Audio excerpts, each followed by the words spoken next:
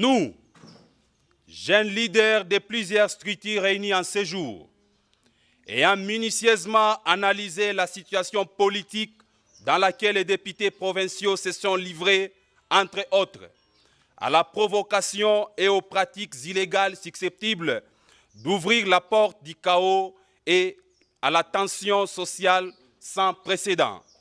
Déclarons ce qui suit. Chers honorables députés de la province d'Iloa-Laba, en retirant votre confiance au gouverneur Richard Mouyej, absent de la province et du pays, sur autorisation de sa hiérarchie pour raison des soins médicaux, cela démontre une violation flagrante des tests légaux et de votre règlement d'ordre intérieur en son article 205 qui stipule que pour que le gouverneur soit mis en accusation, il faut la majorité absolue des députés composant l'Assemblée provinciale, et non des députés siégeant comme nous l'entendons, mais aussi une violation flagrante de la Constitution en son article 19, qui donne le droit à la personne incriminée de se défendre. En violant intentionnellement les droits de défense du gouverneur Richard Mouyej, nous nous posons la question de savoir si la RDC est devenue un pays sans loi. Pour nous et conformément à la loi, le gouverneur Richard Mouyej reste en fonction, car n'ayant pas jusqu'à ce jour reçu son autorisation de retourner afin de présenter ses moyens de défense. Face à ce que nous qualifions d'incompétence notoire de la part des 11 députés manipulés par une main noire que nous connaissons très bien et qui a délibérément décidé de plonger la province d'Iloa-Laba dans l'instabilité et la misère pour leurs intérêts mesquins et égoïstes.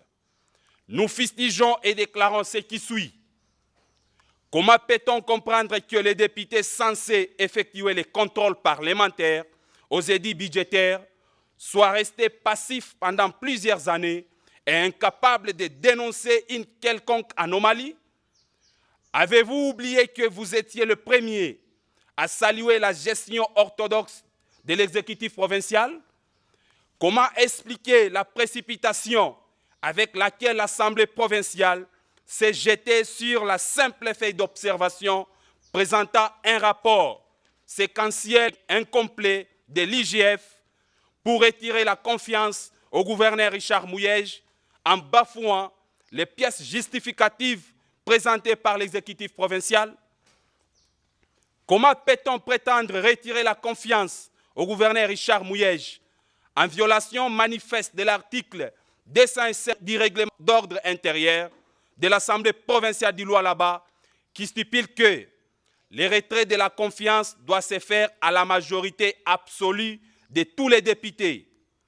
En agissant ainsi, l'Assemblée provinciale vient de prouver à la face du monde qu'elle n'est pas capable de maîtriser ses propres tests et s'est simplement servi du document de l'IGF pour parachever un complot politique ourdi contre ces gouverneurs devenus reflets de la sagesse. Nous citons Richard Mouyej. Nonobstant tout ce qui précède, nous, jeunes leaders de la province d'Iloa-Laba, demandons au vice-premier ministre et ministre de l'Intérieur ce qui suit. La suspension pure et simple des activités de l'Assemblée provinciale d'Iloa-Laba pour violation intentionnelle des textes légaux, plongeant ainsi la province dans un chaos indescriptible aux conséquences incalculables.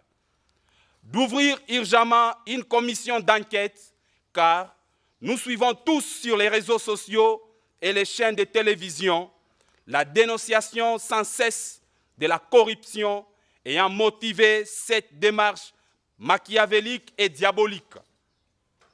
D'autoriser le retour imminent du gouverneur Richard Mouyej dans sa province pour l'intérêt général et la cohésion provinciale, gage de tout développement.